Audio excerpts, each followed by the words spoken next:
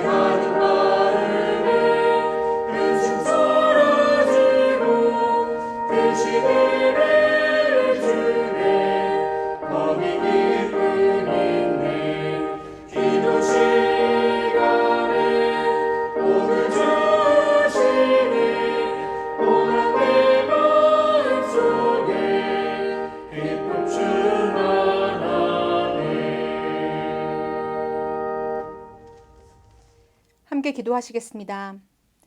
하나님 아버지 감사드립니다. 우리에게 새로운 하루를 선물로 주시고 그 선물 속에서 말씀의 은혜를 따라 살게 하시니 감사드립니다.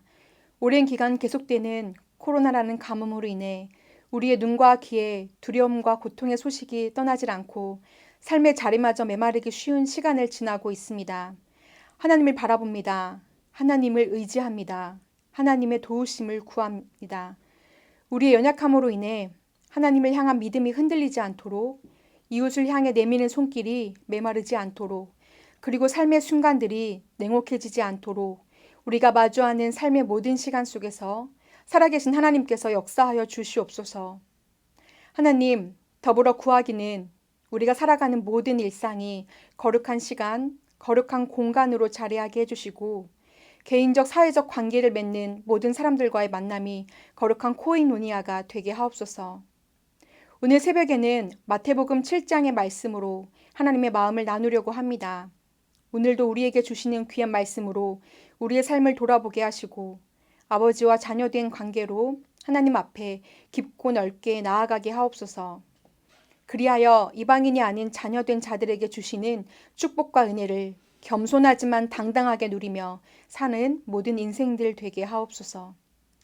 특별히 우리를 수요일제일교회 공동체로 모이게 하셨사오니 부르신 소명의 자리에서 신실함으로 임하게 하옵시고 하나님과 교회 공동체를 섬기는 가운데 큰 기쁨이 넘치게 하옵소서. 나아가 각자가 속한 가정과 직장, 발딛는 세상을 그리스도의 온기로 끌어안는 주의 자녀 되기를 소망합니다. 무엇보다 세우신 조인서 담임 목사님에게 성령의 은혜를 부어주셔서 영육간의 강건함으로 날마다 붙들어 주시고 온 교역자와 당회, 성도들 모두가 믿음의 눈이 밝아져 그리스도의 길을 담대히 걸으며 이 땅에서 하나님 나라를 이루어 가게 하옵소서. 하나님, 이 자리에 하나님의 도우심을 구하며 나온 성도들이 있습니다. 원하지 않는 질병으로 아픔과 고통을 겪고 있는 성도들을 살펴주셔서 육신과 마음의 강건함을 더하여 주시고 가정과 직장, 사업장 가운데 여러 가지 말로 다 할 수 없는 고통의 문제를 가지고 나온 주의 자녀들을 하나님의 말씀으로 위로하여 주시며 일으켜 세워 주시옵소서. 이제 말씀을 듣고자 합니다. 오늘도 우리에게 하나님의 말씀을 들려주심에 감사드리며 거룩하신 예수님의 이름으로 기도드립니다. 아멘. 오늘 주신 하나님의 말씀은 마태복음 7장 1절에서 12절까지의 말씀입니다. 이제 말씀을 봉독합니다. 비판을 받지 아니하려거든 비판하지 말라. 너희가 비판하는 그 비판으로 너희가 비판을 받을 것이요 너희가 헤아리는 그 헤아림으로 너희가 헤아림을 받을 것이니라. 어찌하여 형제의 눈 속에 있는 티는 보고 내 눈 속에 있는 들보는 깨닫지 못하느냐. 보라, 내 눈 속에 들보가 있는데 어찌하여 형제에게 말하기를 나로 내 눈 속에 있는 티를 빼게 하라 하겠느냐. 외식하는 자여, 먼저 내 눈 속에서 들보를 빼어라. 그 후에야 밝히 보고 형제의 눈 속에서 티를 빼리라. 거룩한 것을 개에게 주지 말며 너희 진주를 돼지 앞에 던지지 말라. 그들이 그것을 발로 밟고 돌이켜 너희를 찢어 상하게 할까 염려하라. 구하라, 그리하면 너희에게 주실 것이요. 찾으라, 그리하면 찾아낼 것이요. 문을 두드리라, 그리하면 너희에게 열릴 것이니. 구하는 이마다 받을 것이요. 찾는 이는 찾아낼 것이요. 두드리는 이에게는 열릴 것이니라. 너희 중에 누가 아들이 떡을 달라 하는데 돌을 주며 생선을 달라 하는데 뱀을 줄 사람이 있겠느냐. 너희가 악한 자라도 좋은 것으로 자식에게 줄 줄 알거든. 하물며 하늘에 계신 너희 아버지께서 구하는 자에게 좋은 것으로 주시지 않겠느냐. 그러므로 무엇이든지 남에게 대접을 받고자 하는 대로 너희도 남을 대접하라. 이것이 율법이요 선지자니라. 사랑하는 수유제일교회 성도 여러분, 오늘 새벽 시간에는 비판하지 말라라는 제목으로 말씀 나누겠습니다. 오늘 본문에는 크게 세 가지 주제의 내용이 나옵니다. 1절부터 6절까지는 인간과 인간 관계에서 어떻게 살아야 하는지, 그리고 7절부터 11절까지는 어떻게 하나님을 의지하고 어떻게 기도해야 하는지, 그리고 마지막은 12절을 통해 기독교 윤리의 가장 근본 원리인 황금률을 이야기합니다. 오늘 이 시간에는 특별히 1절부터 6절까지의 말씀을 나누고자 합니다. 여러분, 제가 퀴즈를 하나 내도록 하겠습니다. 다음의 말이 설명하는 것은 무엇일까요? 나는 치명적인 타격을 가할 수 있는 힘과 기술이 있다. 나는 상대방을 죽이지 않고도 승리할 수 있다. 나는 가정과 국가, 그리고 어떤 조직도 파괴할 수 있고 수많은 사람을 파멸시킬 수 있다. 나는 바람의 날개를 타고 여행한다. 아무리 순결한 사람이라도 내게는 무력하고 아무리 깨끗한 사람이라도 나로 인해 더럽혀질 수 있다. 나는 바다보다 더 많은 노예를 거느리고 있으며 나는 결코 망각하지 않으며 결코 용서하지 않는다. 내 이름은 비난이다. 네, 비난은 분별력 없는 잘못된 비판을 이야기합니다. 예수님께서는 오늘 본문을 통해 분별력 없는 비판이 얼마나 어리석은 일인지, 그리고 얼마나 위험하고 악한 일인지, 어떻게 경계해야 하는지 말씀하고 계십니다. 먼저 마태복음 7장의 배경을 살펴보고자 합니다. 마태복음 6장이 이방인들을 향해 전한 메시지라고 본다면 마태복음 7장은 유대인들을 향해 던진 메시지로 볼 수 있습니다. 그렇다면 이방인과 유대인의 차이는 무엇일까요? 이스라엘은 하나님께서 제사장 나라, 거룩한 백성으로 택하신 민족이었습니다. 다른 이방인들이 하나님을 모르고 우상 숭배에 빠져 있을 때 이 유대인들은 성전에서 하나님께 제사를 드리고 하나님께서 주신 율법을 받은 자들이었습니다.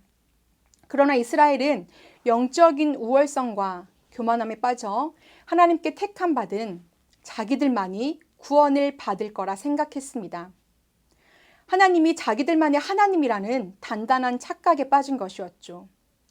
그러나 예수님이 오셔서 그들의 기준으로 울타리 쳐놓은 율법을 허물어 버리십니다. 그리고 본래 하나님의 뜻대로 구원의 문을 온 세상으로 확장시키시는 것이었죠. 유대인들은 이것이 너무나 못마땅했습니다. 그들은 그들의 장벽을 견고히 하는데 몰두했습니다. 본인들이 소유했다고 생각하는 율법을 근거로 남을 비판하고 정죄했습니다. 율법의 본래 목적은 나의 연약함을 깨닫고 하나님 앞에 겸손하게 나아가게 하는 장치인데, 유대인들은 그게 아니라 자신들을 하나님의 자리에 올려놓고 자꾸 이방인들, 자신보다 못한 사람들에게 당신은 이래서 천국 못 가, 당신은 이래서 안 돼, 당신은 이래서 죄인이야 라고 말하며 비난하고 깎아내렸습니다. 자, 그렇다면 1절부터 자세히 보도록 하겠습니다. 1절을 보면 비판을 받지 아니하려거든 비판하지 말라라고 말합니다. 그러니까 언뜻 보면 굉장히 소극적인 내용 같아 보입니다. 내가 비판을 받지 않기 위해서는 비판을 하지 말아야겠구나 라고 생각할 수 있습니다. 하지만 성경 원문을 보면 비판하지 말라가 먼저 나옵니다. 그리고 뒤를 이어 그래야 너도 비판을 받지 않는다 라고 표현되어 있습니다. 그런데 이 내용은 현재 명령형입니다. 즉, 지금까지 몸에 배어있던 생활 습관, 그동안 자연스레 너도 나도 해오던 우리의 삶의 모습을 멈춰야 한다는 것입니다. 완전히 버리고 새로워져야 할 것을 이야기합니다. 이 말인즉슨 유대인들은 남을 향한 비판의 말을 입에 달고 살았다는 것이죠. 그런데 여러분, 여기에서 비판하다라는 단어는 헬라어로 크리노인데, 이 크리노는 분리, 판단, 결정하다라는 뜻을 가지고 있습니다. 본문에서는 하나님이 내리는 판결이나 심판을 의미할 수 있습니다. 즉, 크리노는 자신이 하나님이라도 된 양 마음대로 다른 사람들을 심판해 버리는 모양을 이야기합니다. 사실 비판이라는 단어는 현상이나 사물의 옳고 그름을 판단하여 밝히거나 잘못된 점을 바르게 지적하는 것을 말합니다. 건강한 비판은 상황이나 사람을 변화시키지요. 현상이나 일의 성장을 도모합니다. 하지만 분별력 없는 비판은 그 힘을 잃습니다. 그것은 비판이 아니라 남을 핥히는 비난이며 상대를 업신여기는 조롱인 것입니다.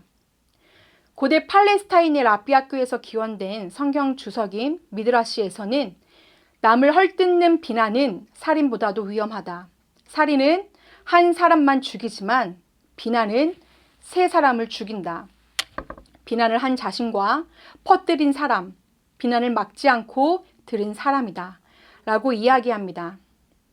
그만큼 분별력 없는 비판은 아주 위험하고 생명에 해가 될 만큼 무서운 죄입니다. 그리고 일이나 상황이 아닌 사람을 향한 비판은 오직 하나님만이 하실 수 있는 일입니다. 왜냐하면 그리스도인은 오직 하나님의 은혜, 그리스도의 의로 인하여 자격 없는 사람인 나도 구원해 주셨는데 내가 누구를 판단하고 누구를 정죄하겠냐는 깨달음이 있는 것이죠. 예수 그리스도를 잘 믿을수록 우리는 겸손해지고 온유해집니다. 예수 그리스도 안에 거하면 누군가를 향한 비난과 질타를 할 여유도 이유도 없습니다. 하나님의 형상대로 지으신 생명 한 사람 한 사람에 대한 존귀함과 고귀함을 인정하게 되는 것이죠. 혹여나 부족함이 보인다면 그 역시 조용한 기도로 그 삶에 힘을 보태는 것입니다. 자, 이어서 2절을 보도록 합니다. 2절 후반부를 보면 너희가 헤아리는 그 헤아림으로 너희가 헤아림을 받을 것이니라 라고 기록되어 있습니다. 헤아린다는 것은 헬라어로 메트로인데 여기서 이 미터와 박자를 맞춰주는 메트로놈이라는 말이 생겨났습니다. 누가 봐도 이 단어는 명백한 수치를 재는 것을 말합니다. 예수님이 사셨던 그 당시에도 그리고 지금도 사람과 사람을 출신으로 판단하고 재고 외모와 학력과 재정 상태로 높고 낮음을 재고 판단하는 일이 비일비재합니다. 내 자신의 가치와 취향, 선호도에 따라 사람을 구분하고 판단하는 것이 큰 죄인 줄 모르고 비판의 자리에 서슴지 않고 오르는 일이 자연스럽습니다. 저 사람은 왜 말을 저렇게 할까? 저 사람은 옷차림이 영 별로야. 저 사람은 잘못한 일이 많아. 하루에도 12번도 더 우리를 거치는 생각들입니다. 깊게 들여다보면 하나님의 은혜를 받은 자가 남을 사랑하지 못하고 그들을 합당한 이유 없는 비판을 하는 것은 우리를 끝없이 용서하시는 하나님의 사랑을 부인하는 행위입니다. 이제 더 이상 우리의 생각과 우리의 입술이 분별력 없는 비판과 동역하지 않기를 간절히 소망합니다. 3절에서 5절을 보면 남의 눈 속에 있는 티는 보면서 자신의 눈 속에 있는 들보를 깨닫지 못하는 자들은 외식하는 자라 말합니다. 티는 아주 작은 티끌, 먼지와도 같은 것이죠. 그렇다면 들보는 무엇입니까? 들보는 큰 기둥입니다. 티는 언제든지 눈에 들어올 수 있습니다. 그러나 들보가 눈에 들어올 수 있습니까? 불가능하죠. 이것은 과장법입니다. 그만큼 다른 사람의 연약함이 내가 가진 연약함보다 작다는 것입니다. 또한 내 눈에 들보와 같이 큰 것이 앞을 탁 가리고 있으면 우리의 시야가 가려집니다. 제대로 보이질 않습니다. 내가 보고 싶은 대로 보고 결국 보이지 않으니 믿고 싶은 대로 믿는 것입니다. 형제에 대하여 정죄하는 자들은 자신들의 실수나 결함에 대해서는 눈이 멀어 너무도 관대해지는 반면 형제의 실책에 대해서는 지나치게 엄격한 잣대를 적용하곤 합니다. 그런 자들에게 예수님은 자신의 중대한 문제들로부터 철저하게 다루어야 할 것을 촉구하십니다. 이러한 과정에서 우리는 자신의 문제 해결에 있어서 하나님의 자비와 용서가 얼마나 필요한지를 깨닫게 됩니다. 그리고 그 과정 중에 우리가 비판하고자 하는 형제들의 문제 역시 하나님의 자비와 긍휼이 있어야 함을 알고 기도하며 돕게 되는 은혜가 있기를 기대합니다. 이에 대해 큰 깨달음을 이야기한 사람이 바로 사도 바울입니다. 바울은 유대인 중에 유대인이었습니다. 가말리엘이라는 최고의 율법학자 밑에서 수학한 사람이었습니다. 그는 예수님을 만나기 전 그가 가졌다 생각한 율법에 근거해 사람들을 비판하며 정죄하고 핍박하는데 사명을 다한 사람이었습니다. 그러나 예수 그리스도를 만나고 난 후에 그의 고백을 들어보십시오. 내가 어찌하여 내 형제를 비판하느냐? 어찌하여 내 형제를 업신여기느냐? 우리가 다 하나님의 심판대에 서리라. 그렇습니다. 나도 예수 그리스도의 은혜로 구원을 받았고 내 형제도 예수 그리스도의 은혜로 구원받았는데 어찌하여 무슨 근거로 무슨 자격으로 서로 비난하고 정죄하는 것인지 그리고 더 이상 그들을 무시하고 업신여기는 죄를 짓지 말라는 것입니다. 동등하게 은혜의 자리에 서 있고 또 동등하게 하나님의 심판대에 설 수 있다는 것이죠. 그렇다면 5절의 전반부에 등장하는 외식하는 자는 무엇을 의미할까요? 외식하다는 헬라어 휘포크리테스인데 본래 뜻은 연극 배우입니다.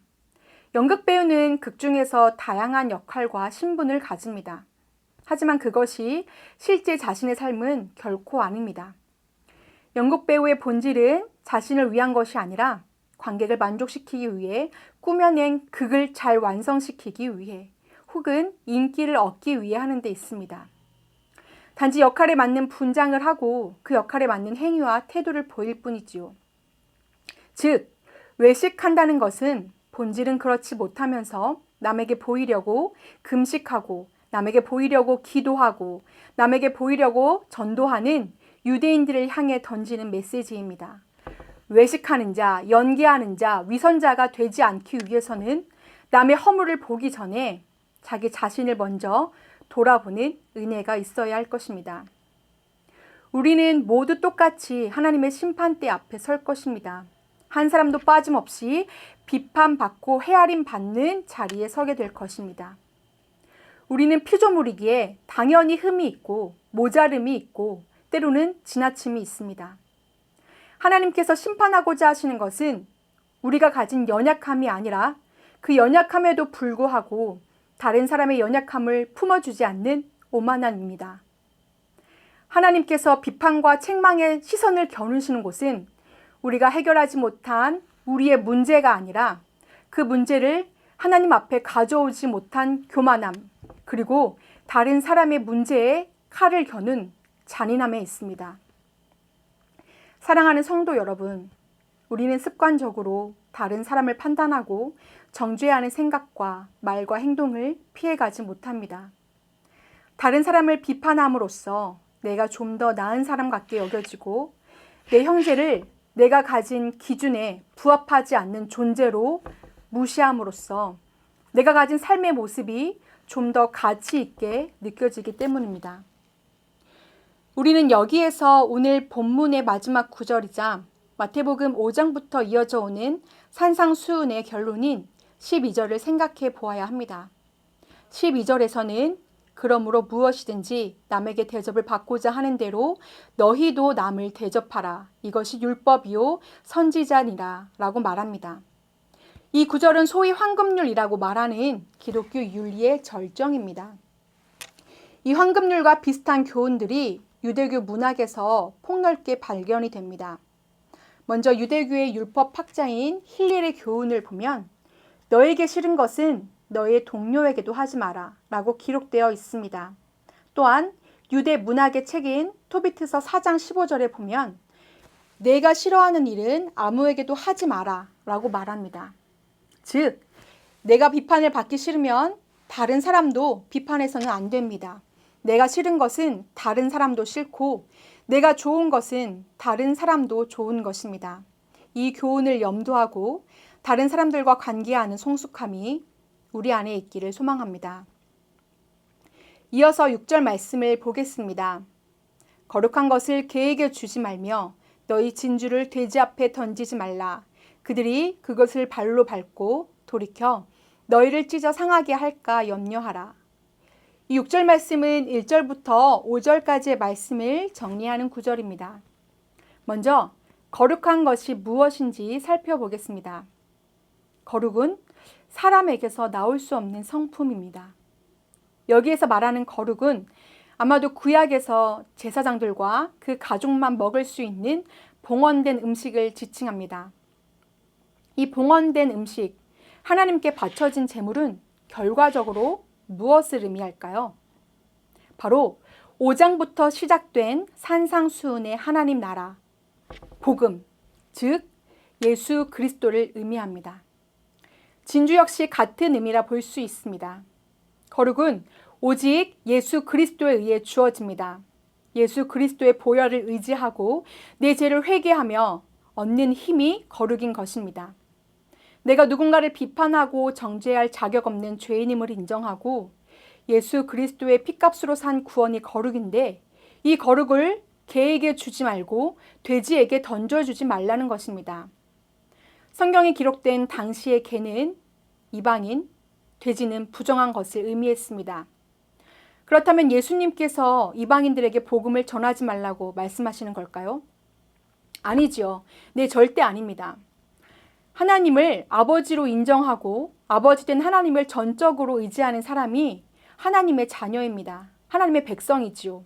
그렇다면 하나님과 하나님의 사랑을 그 동행하심을 거부하는 사람들이 이방인인 것입니다.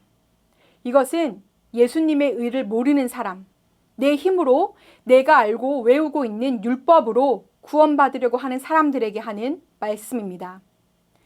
그리스도의 은혜의 중심을 율법이나 행위나 그 사람이 가진 다양한 소유의 힘으로 옮기지 말라는 것입니다. 그리고 그 자랑으로 다른 사람을 비판의 대상으로 삼지 말라는 말씀이지요. 이제 말씀을 정리하고자 합니다. 당시 유대인들이 가진 가장 큰 힘은 예수 그리스도가 아니었습니다. 그들이 소유했다고 믿었던 율법, 하나님이 이스라엘 백성을 택하여 함께 하신 과거의 역사가 그들이 믿는 힘이었습니다. 그들은 그 이유로 스스로를 높여 그 기준에 들어오지 못하는 이방인들은 하나님 나라에 들어갈 수 없다고 결정지었습니다. 자신들이 생각하기에 개, 돼지와도 같은 이방인들은 거룩한 하나님의 말씀, 천국 소망이 그들에게 주어질 수 없다고 판단했습니다. 그래서 그들을 무시하며 업신여기고 마음껏 비판하는 삶을 즐긴 것입니다. 그러나 하나님은 누가복음을 통해서도 분명히 말씀하십니다. 비판하지 말라, 그리하면 너희가 비판을 받지 않을 것이요. 정죄하지 말라. 그리하면 너희가 정죄를 받지 않을 것이요. 용서하라. 그리하면 너희가 용서를 받을 것이요. 주라. 그리하면 너희에게 줄 것이니 곧 후이되어 누르고 흔들어 넘치도록 하여 너희에게 안겨주리라. 너희가 헤아리는 그 헤아림으로 너희도 헤아림을 도로 받을 것이니라. 아멘. 사랑하는 수유제일교회 성도 여러분, 심판자이신 하나님께서 스스로를 십자가라는 심판대에 올리셨습니다. 스스로를 철저하게 깨뜨리심으로써 비판과 정죄로 깨뜨려지는 인생들이 없도록 희생하셨습니다.